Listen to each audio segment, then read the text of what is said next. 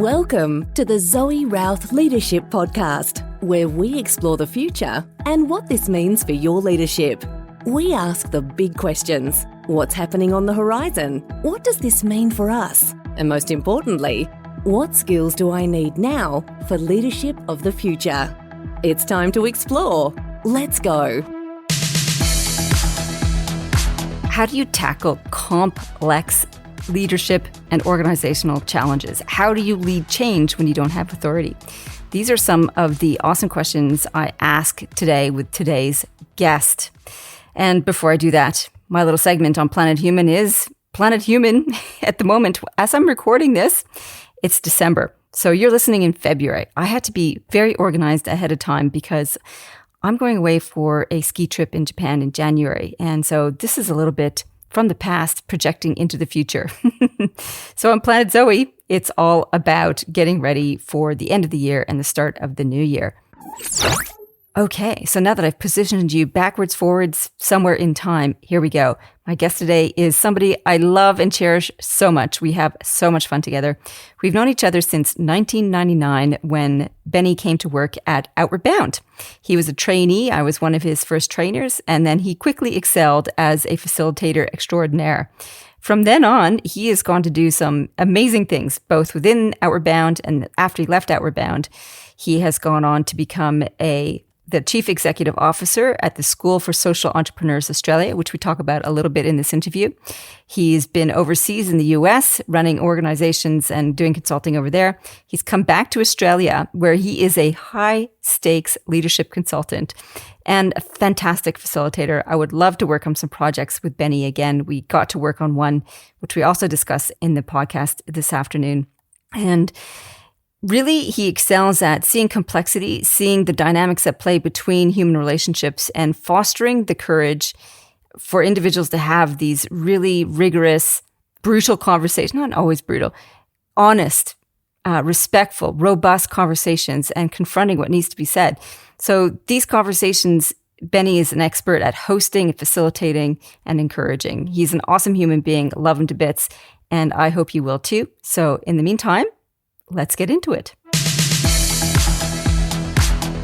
Woohoo! All the way from Brisbane, my dear friend. Welcome to the show, Benny Callaghan. Hey, Zoe. I'm so happy to be here. This is great. Awesome. And you and I have worked in a number of different ways over the last 25 years, and recently connected more deeply on a program that we've co-facilitated on called Regenerate, which is about helping communities recover and prepare for disasters, particularly from the bushfires. We'll talk a little bit more about that later. But that's a long way far away from where you started. So if you wouldn't mind giving us the top highlights of how you ended up doing this kind of work from way back when. Yeah, okay. So I guess where it started was you being my first mentor trainer at Outward Bound. And you know, we all, for those who have had that experience, it's such a life-changing experience in many senses, just the personal growth around tenacity, resilience, and being able to lead people in very challenging contexts. But one of the things I probably took for granted early on was how my first professional experience was in a culture that did feedback really well. You know, those kinds of things that people don't necessarily get a good grounding in. So I just look back so fondly on those memories. Top highlight, I'll jump right to the end, and it was the recent program that we did, which we'll talk a bit about later. And I would just say the highlight too is when working in a really challenging context around fire, for example, it could be anything, where you can still bring lightness and fun. I think that's a highlight when we had good laughs through that experience. Yes, involving wigs and wigs and silliness. Yeah. And then I think about 12 years ago, I was involved with the founding of the School for Social Entrepreneurs, which gave me a really deep insight into early stage social ventures, if you like. I mean, there's examples in there of now very well-known companies like Who Gives a Crap, who were kind of in the early stages, like how are you going to make this thing possible? And then to see over time how the social expectations around products and services have changed, and it's now a thriving business. So just to have insight from that perspective has been a really great part of the journey too. What sparked your interest in social entrepreneurship, by the way? I've never asked you that before. I would probably classify myself at the time as more of a social entrepreneur, in the sense that I'm highly entrepreneurial, very creative in the way that I do my work, but I'd often applied it within organizations. So I was often the change lead or the change driver within an organization. Yeah, and just the idea of utilizing those capabilities and skills to do social or environmental good was just a really, really exciting opportunity. And I kind of just dived in and got to meet some of the most incredible people. And it's only a field that's going to grow. I think it's a really important field too. I was having a conversation with one of my clients who's a CEO of a not-for-profit organization. And one of the things that she struggles with is trying to get her staff on board with developing a commercial mindset, because it seems like an anathema in some ways to people who get signed up for purpose-driven organizations. And having spent 20 years in not-for-profits, I get that. I'm not here for the money. I'm here for the purpose. And yet an organization exists within a system that is commercial.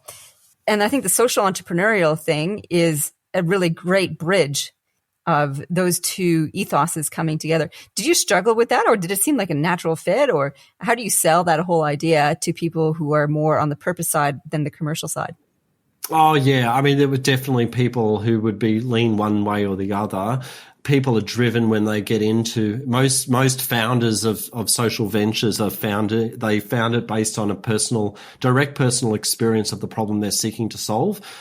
It might be around developing, they had a really negative experience around death and burying a loved one, so they create a funeral home.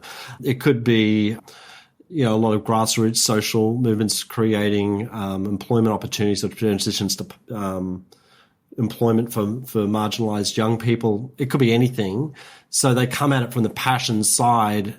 The thing is, there's an important part in anyone's career, I feel like in your 20s especially, where you're developing like a certain kind of acumen about how to do like a delivery system, how to get something out into the world. And it's like if you don't get those opportunities early, it's a hard thing to come in and try and start something later. So our approach at the School for Social Entrepreneurs at the time was to plug the gaps. So people would be high on passion, high on the idea, but they'd have little idea about how to go about the legal or the financial or there's all of these interlocking systems that need to be addressed, I guess, in order to make something successful. And it's plugging the gaps on where people, what the gaps were for individuals. But oftentimes the things that gets in our way, interestingly, it's not necessarily the technical, it's the kind of adaptive mindset of our beliefs that get in the way of our beliefs about money, beliefs about value, all of that stuff too. So yeah, it's complex, but that's sort of where I was heading. Like, did you have to overcome any of your own mindset with that? Yeah. Part one. Part two, how do you help others do that? Yeah, interesting. So the first question, yeah, of course I did. And the way I went about that was I had a series of different leadership coaches that I would either help me work through challenges I was facing in reporting as a CEO to a board. It could be around, I went to one coach in particular to help unblock my kind of challenges I felt around pitching for money to high net worth people, that I'd never done that before. It was a circle of society I'd not had any contact with before. It's like, who am I to go and ask for this? And so that was super helpful. Like, I think coaching was definitely a really important part of it, and having mentors. And then how we taught it, interestingly, is that we would bring expert witnesses, is what we called them, but social entrepreneurs into the room to share their story about how they went about starting whatever initiative they started, like Ronnie Kahn from Oz Harvest, for example, to tell the story about how she went about it. And in doing so, you learn not only about the process and the strategy and all of that, but they ultimately share, this is where I came unstuck. These were my self-doubts. This is where I really struggled in those times. So that was really powerful, because you can see yourself in the other too, right? You can see, oh yeah, I'm not that different from them. And yeah, just that was a really powerful way of doing it. I love how you used the other to help expand understanding of self. Very sensible and smart to do that. And not everybody does that. Let's come back to the Regenerate program and what you discovered about leadership and systems when we ran that program. Yeah. Yeah, well, maybe just to provide the listener with a bit of the backstory as to what it was. We were working across the capital region in Australia that had experienced a number of different fires over history. The most recent were the 2019-2020 bushfires that, you know, people would have seen. Black Summer, I think it was called.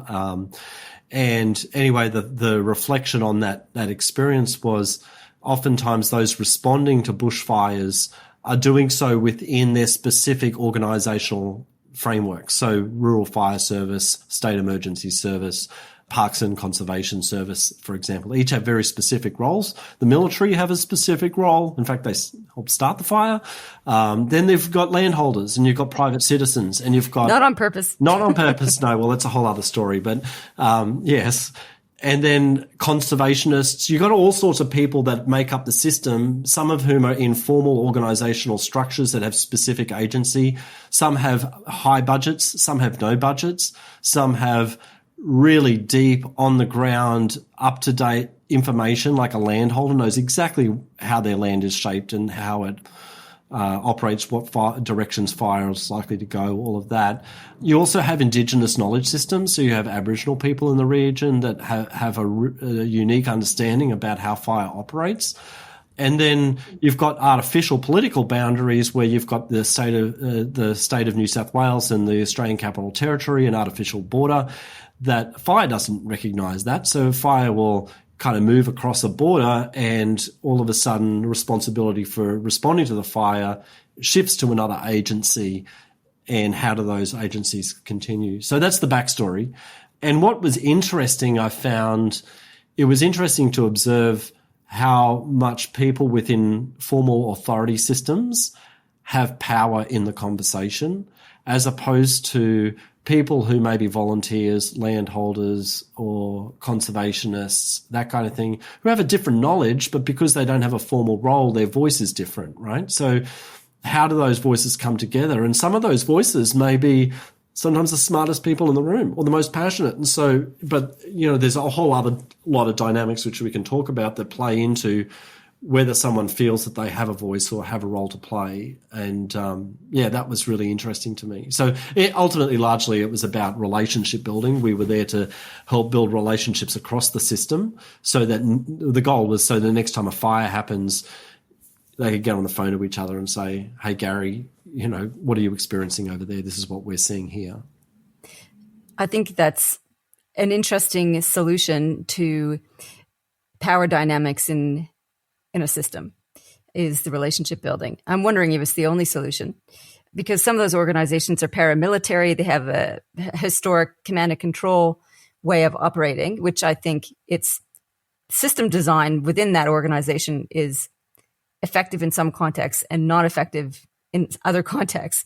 So when you're thinking about systems design or systems tweaking, we've got to think about that. You know, how does an emergency services organization, which needs to be command and control in an emergency, function effectively? Yes. Yeah. Outside of the urgent? And does it need to be able to flex into a more inclusive, dynamic, responsive entity that does bring on other people's opinions and ideas that don't necessarily fit within that hierarchy, within the control and command? I like your idea, your observation that those without authority, their voices are heard or not heard differently. Yeah. What is your sense of what needs to happen in order to fix the problem? Because basically there was a problem. There was all these organizations that weren't necessarily talking well to each other, and people on the ground weren't necessarily getting their opinions and their knowledge tapped into. So did you have a solution to that? I don't know about a solution, but a couple of observations, and one just to pick up on what you said. I think context is really important. So you named that, you know, in disaster response, I mean, this could be applied to floods as well. almost that paramilitary, those hierarchical structures can be helpful in making quick decisions and having a very delineated sense of who's in charge, who's able to make a decision in a certain context.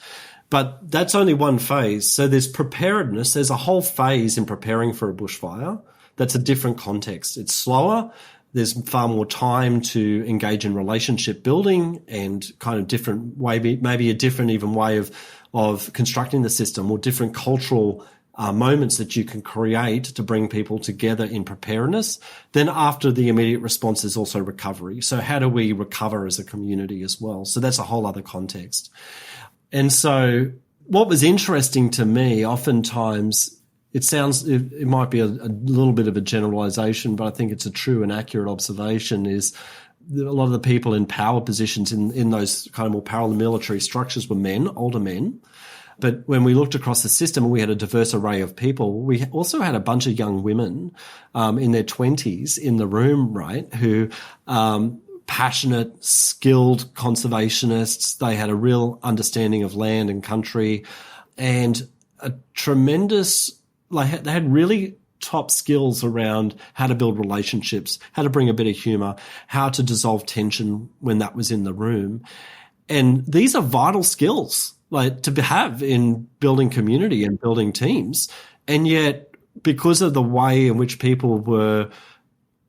men often feel like they have a right to speak first, or dominate a conversation. So it has to operate at multiple levels. Like at the personal level, I think we need to become more aware of our inherent blind spots in power and privilege of, as a white man, what do I assume about my place in this? And do I have a higher right to speak than other people? That is truly something that happens often very unconsciously. That's what I was going to say. I'm not sure that it's conscious at all. They're so used to being listened to. Yeah, absolutely. Yeah. And I think coupled with that element of being male and white is also the element of authority. And authority has got a whole cluster of power around it that people defer to. And fabulous book by Dr. Keltner called The Paradox of Power or The Power Paradox. I always get the title wrong.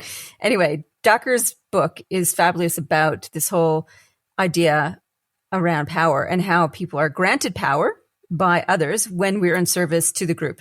So people get nominated into positions of power, delegated power, because we see them as wanting to do something for the group. And then something interesting happens when we get gifted this power. It's incredibly energizing. And we kind of get a high and a physiological changes happen to us. We get dopamine surges, we get adrenaline, and all of a sudden we get hooked on this energizing force of being in control and command. So it's very difficult to then put that to the side to allow other people to take the conch, if you like, and to assume some power, whether it's in a conversation or whether it's in an execution of a plan. So I think that's also at play in these dynamics. So we've got the sociocultural expectations and those biases that are in play. We've got the authority bias, and then we've got this power drug in the room as well. I love that you brought that in. And one of the things I observed, so the context that we operated with them was we would create these intensive learning experiences. So a 6-day, 3-day, that kind of thing, where that allows for that trust, the walls to drop, trust to be built, relationships develop. And those surges, I saw that in the room of people who all of a sudden had earned the trust, even though they had no formal authority within the some of the agencies, if you like, but they had been given a place within the group that was really vital.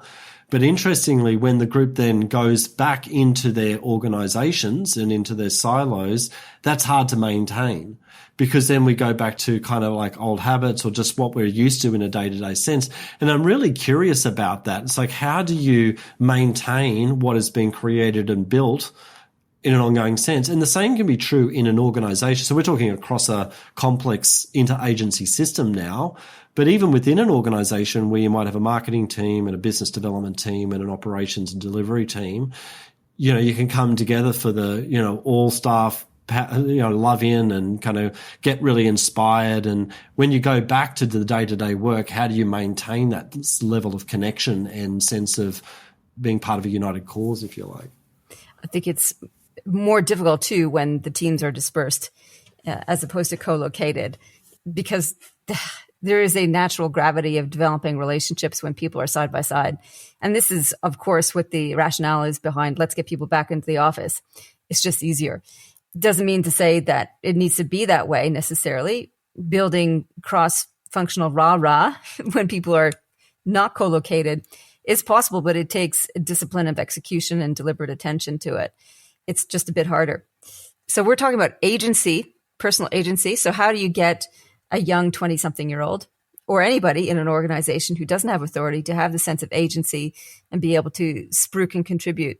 Some of it is about the individual. How do you maintain the enthusiasm and nous and energy for that? Because in a system that squashes that, it's very difficult to maintain gumption. I suspect in dealing with the individual that she or she needs to create some systems around them, whether it's a support network, a peer network, and a coach, even essentially somebody who's going to cheerlead for you, have your back, and remind you that just because Jin over there doesn't like you or dismissed your idea, it doesn't mean that your ideas are worthless. Sometimes it's hard to remember that when we're getting knockbacks all the time. So I suspect there's the individual approach, and then there's the system approach itself.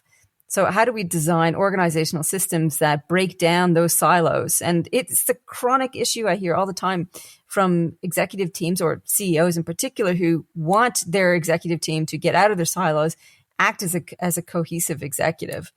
I think one of the challenges to that, and you might have seen this and have a perspective on this too, Benny, is leadership maturity of the individual leaders and the executive team where they don't know how to do systems thinking. And B, there's so much workload and expectations on the individual leaders of those areas that they only have breathing space to do their immediate remit, let alone trying to work across. What do you see are the barriers to creating a more integrated organizational system that avoids silos? Yeah, I mean, that later point is so evident everywhere I go. I mean, the higher you go within an organization, the bigger your responsibilities, the more that you have to do in any given day, that the first thing that often gets dropped are these relational elements, the people stuff that is so important to making it all work in the first place, but it just takes time. And so that's a real challenge, I find. I have a little bit of a story actually that might help ground it. Years ago, I was heading up a business development team in an organization we're both familiar with, and we had competing priorities. The remit for me from the CEO was, Benny, we need to grow. And there was a very strong need financially for the organization to have considerable growth in sales, new business, but also maintaining and extending our existing clients. And yet the operational team had so many constraints getting in their way. And the idea of putting new business in was very stressful to them. So we had competing priorities. And, of course, all the clients, they wanted to come 2 times a year. They wanted to come in the autumn and they wanted to come in the spring. They didn't want to come in the off season. So we had this stress of like the business development team, wanting to respond to what the client needs. So you got another system, then you've got the client system.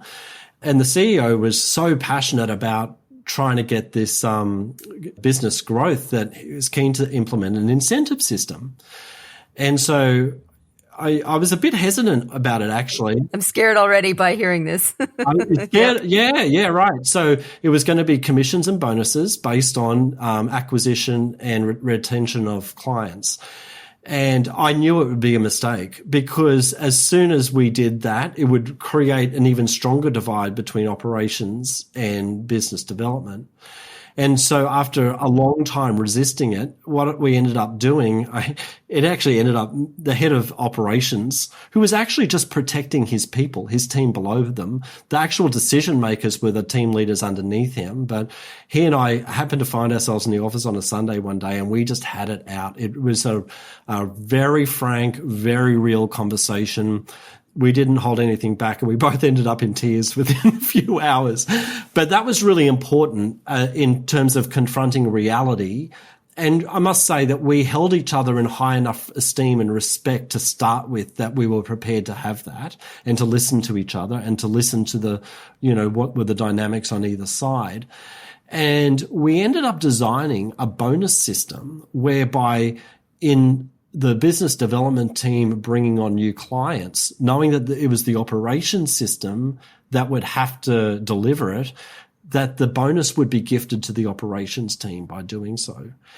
And the initial perspective was, the business development team, they're not going to go for that. I mean, they're going to want to get the cash in hand. And we still had a little commission involved, so they got their own sense of reward, but they were more motivated at building and creating something that did well for the operational team, that it forced a higher level of collaboration in bringing the two teams together to look at the planning board. How are we going to fit this in? How do we shift it? How do we support our people? And it was just a revolutionary idea to kind of flip bonus and incentive as to a gifting option where you kind of gift it to the people who are on the front line doing the hard work. And I don't know that it would work in many other contexts, but it worked in this one. That is absolutely fascinating. I love how it built that sense of collegiality and collaboration. And you're right. The question is, will this work in other contexts, other businesses? It depends, I think. And because it seems to me that it depends on the philanthropic heart of the business development team to take their promised bonus and give it away. It's like, And I think perhaps knowing the structure of that organization, the different ways that those two entities are compensated may have made it seem more fair. So the business development team were taking a different kind of salary than the delivery team. So it seemed more equitable. I don't know. Like, you were there on the ground. Did it rely on the business development team having this benefactorial, not sure that's a word, kind of ethos? Yeah, it did, I think. Yeah, we were probably, what helped the situation was that at least half of that team, the business development team, had experience previously in operations, so they knew what the reality was. But at the end of the day, to make these things work, it's just a lot of conversation. It's a lot of conversation and believing in the goodwill of others. I had this idea about this flipping the bonus system, and I thought it was a bit harebrained. I didn't know that they were going to buy it, but they were just absolutely on board with this. I'm wondering also, like, that's one approach. My brain goes to, maybe we should have been asking different questions around the challenge. I'm projecting now, the CEO saying, we need to grow, we need more income to float the organization. So how do we do that? And I'm wondering if there was a better question. How do we make the organization profitable, sustainable within the constraints that we have? One of the ones you said, everybody wants to come in autumn and spring. So how do we work within that? How do we redesign a system that makes that work? So were those kinds of questions asked? Yes, absolutely. And we were running concurrent processes. So we had a long-term strategic plan that helped address some of those kind of the gap, the discrepancy between what the market was looking for and our own internal structures. So that was happening. We had consultants and we kind of had a long-term plan that we knew in order to get to a certain place, it might take us 5 years. And we also needed some short-term things to fix the culture gap, because it was a real cultural schism between business development and operations that you couldn't wait for 5 years for some pending strategic idea to come into play. We had to get these things working harmoniously and synergistically together in the short term. Yeah, so it's a both and. I think you're kind of tackling things at multiple levels. And just to say, the CEO was exceptional at balancing all of those things. I mean, really, it was an exciting time. And I think one of the things that he fostered, it was one of those principles from Jim Collins' Good to Great. I mean, it was the confront the brutal facts, really embedded that cultural principle into the leadership of the organization. So it wasn't just actually wait till the end of year, do an end of year review. How did we go? Let's confront the brutal facts. Every single time we got together as an executive, we asked that question. Like, it was a deeply honest relationship, and that really helped. I think that is, that was an important question too, that helped guide me and many of my clients through COVID. Confront the brutal facts. Like, what are the constraints that we have to deal with, and what are our decisions that we have to make at certain points? And it's challenging. It's not for the faint of heart. So taking a step back a little bit again. So how do we break down those silos? Coming back to that. And I love your story about bringing to life, when we could get on the same page and that we had same page motivations, even though we were tackling them from different angles, is one way to do that. The other question I have around this, or one of the solutions / questions I have, is my hypothesis is that most leaders don't know how to do systems thinking. They don't know how to look at an organization and see it as a system. And what does that actually mean? Because you and I are talking about system. What does that actually mean? So how do you go about helping leaders see an organization as a system? Oh, yeah. I mean, systems, just to describe that, it's ultimately it's a way of thinking about relationships and interconnectivity between different component parts.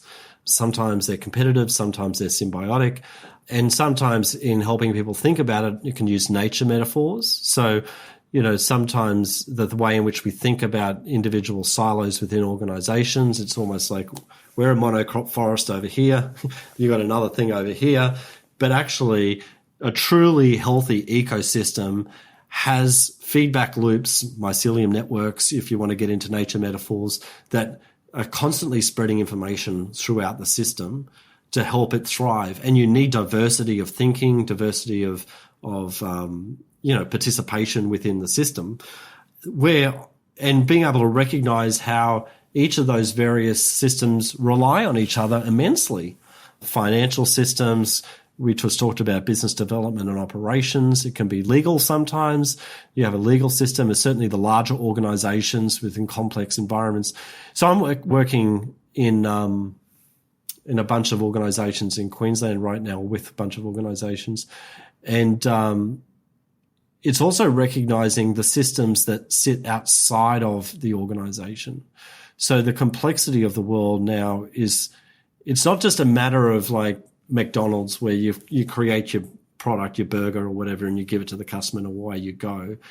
Like if you think about climate change and energy systems, it requires landholders to build wind farms and solar. It requires transmission networks to get the power from those places to where it's most needed. It requires people to think about and consult with the the various players in the system, like landholders and local governments, and it's immensely complex. And most of these relationships and the knowledge that they need to seek is outside of the organization itself. So it's becoming, I think we're increasingly in more complex environments now than we ever have been.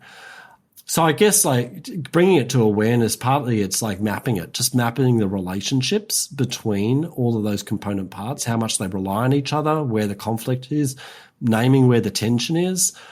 And I think the only way really you can do it is by having all of those different parts in the room together. So oftentimes when I'm doing leadership development programs in organizations, because of budgets, this is one thing I would change, actually. Because of budgets, what they do is like, okay, this team over here, they're going to go off and do the leadership development program. This team over here, they're going to go and do it because it's paid for within the business unit. But actually what they need to be doing is talking about leadership and talking about culture, talking about strategy with people across all of those various systems. Because when I ask the question, what's the biggest frustration you're having right now in your business? They always say it's someone outside in this other department. We're struggling with the property team. We're struggling with it's not internally. I mean, people unite around their shared grievances within teams. It's actually with the other areas within the business. So it's like, people, please start bringing people across your organization together into the same room. If you really want to build a healthy system, yeah.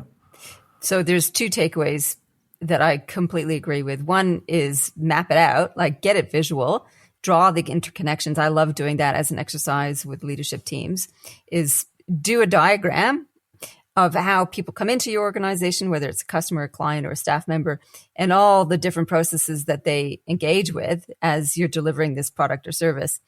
And pretty soon you see how interconnected everything is, from sales to operations to the back office, HR, etc. And some of them are touching the client directly, and some of them are in the background supporting. And yet, without all of the entity, then you don't have the product or service being delivered or consumed. So there's that. Map it out is the first thing. And the second one is, bring your people together. And I've seen this too recently in bringing an executive team together. There's 12 of them, fairly largest organization, where exactly the same conversation. Some entities were having issues with another entity because they had competing outcomes, and they were always tying up resources and trying to determine who had the priority. And all of a sudden, being in a room for a day together, when they're talking about their individual, so the exercise was, come with your list of work priorities and all the projects that you're working on, share. So they're sharing. They're like, whoa, I had no idea you had to contend with that. And the workload and the restrictions, like some of them were legislated restrictions that they had to deliver these things. And there was no flexibility in that because they actually had to deliver them as a protocol. And others were more creative and dynamic, and they were at the receiving end of everybody else's priorities and how they contended with that. So that was a long-winded summary. One is draw it out. No, two, bringing people together are the two takeaways from how to start to develop systems awareness. I think the context awareness is super important too. And so many people don't do that work either as leaders within a business. And I think there's an implicit thing that you're saying too that's really valuable, is to have someone from the outside facilitate those conversations is really important. When you try to have those conversations internally and you're a participant where you've got a vested interest in the outcome and trying to hold the space and facilitate, it's very difficult. You want to make sure that everybody who has a vested interest in the conversation is held in a safe process where everyone can speak frankly, and you can kind of methodically work through all of the various questions that you need to work through. I think having it facilitated is vital. It diffuses the power dynamic.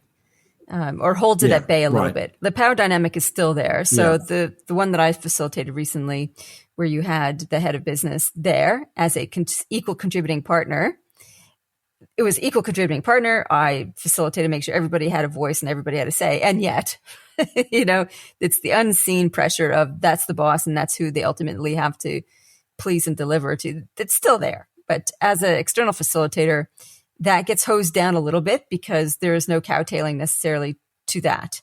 It's ensuring that everybody does get a chance to express and to be considered. I understand why organizations don't want to do it.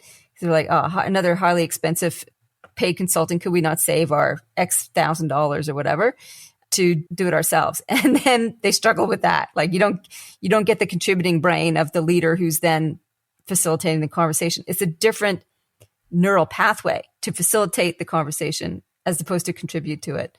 And I think people do themselves a disservice when they don't get somebody who doesn't have a vested interest in the outcome. I agree with you there.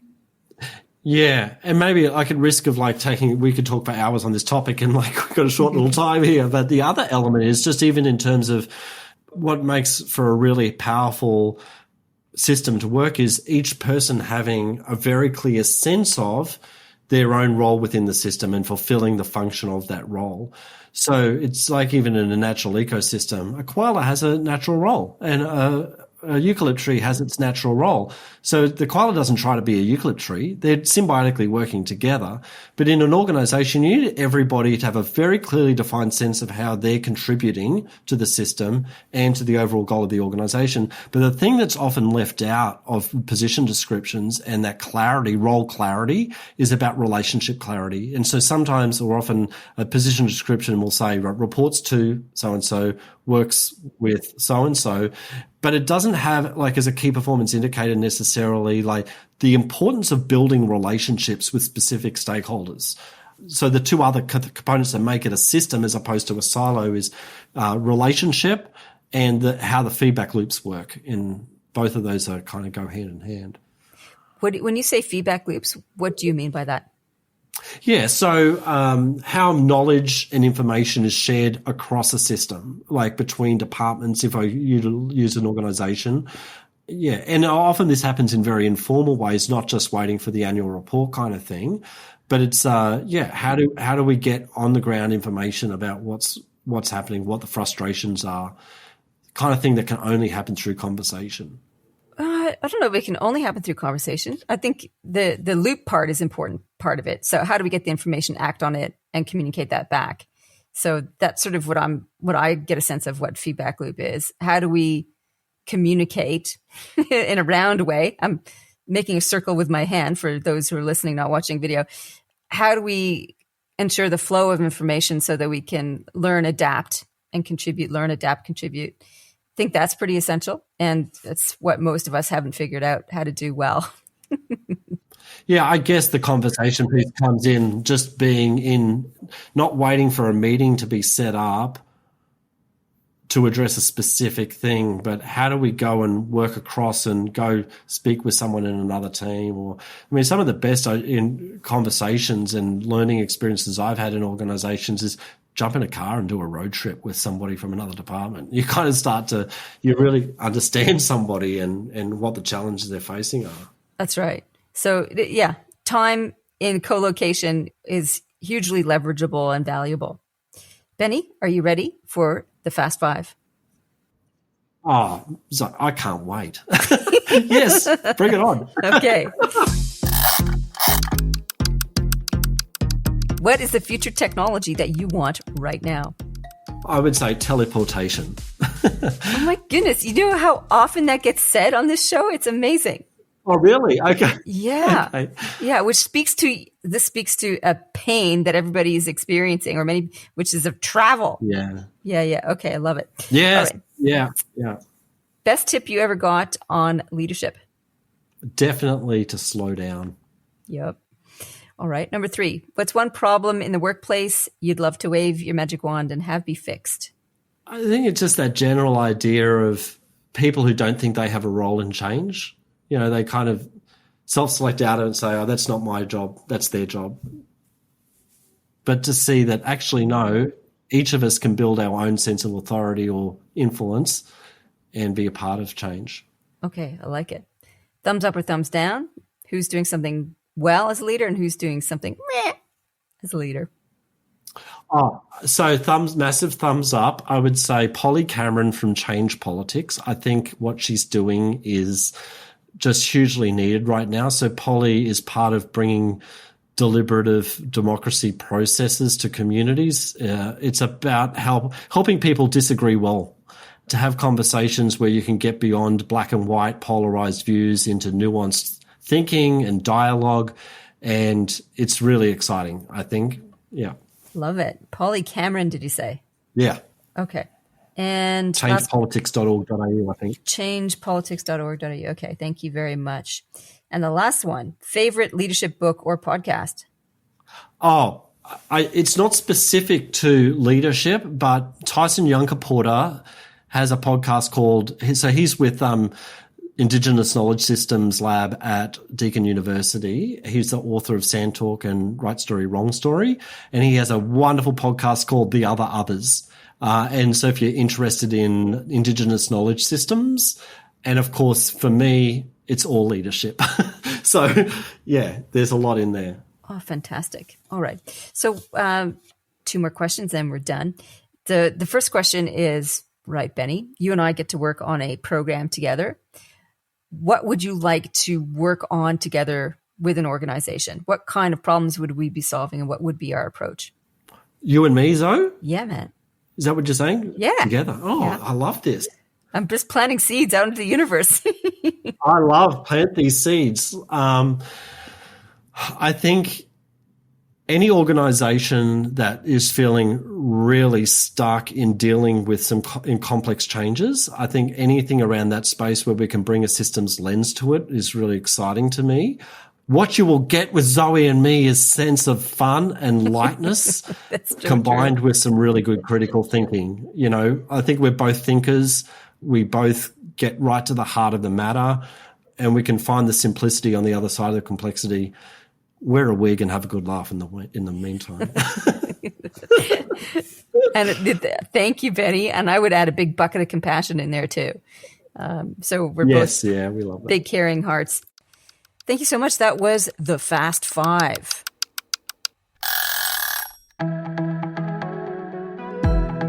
The Zoe Routh Leadership Podcast is proudly sponsored by the Amplifiers Academy.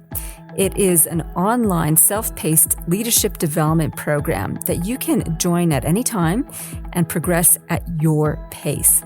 There are very short video lessons, great checklists and resources and recommendations and book summaries, all there to help boost your leadership thinking and abilities. We focus on leading strategy, leading culture, leading change, and leading performance. So if you want a go-to resource that can help boost your strategic abilities immediately, check us out, Amplifiers Academy, on the zoerouth.com website. How can people find out more about you and the work that you do? Oh, yeah. Okay. So I'm Benny Callaghan, Benny, name Callaghan, CALLAGHAN.com, or on LinkedIn or Instagram if you want to go there. It's Benny Loves Life. I love it. Benny, this was fabulous. I love big picture thinking, and that was a really fun dive into systems thinking, power, and the power of agency and community. So thank you so much for agreeing to come on the show. It's been a special joy. It has. Thank you, Zoe, for everything you do. You're a spark in the world, and I love it. I had so much fun riffing with my friend, Benny Callaghan. He's such a smart, insightful dude. For me, the takeaways were draw the system, make visible, make visual the interactions and connections you have within an organization and the context in which you find yourself. And the second takeaway, too, is time. Make sure you make time for people to get together, to have conversations, to get to know each other.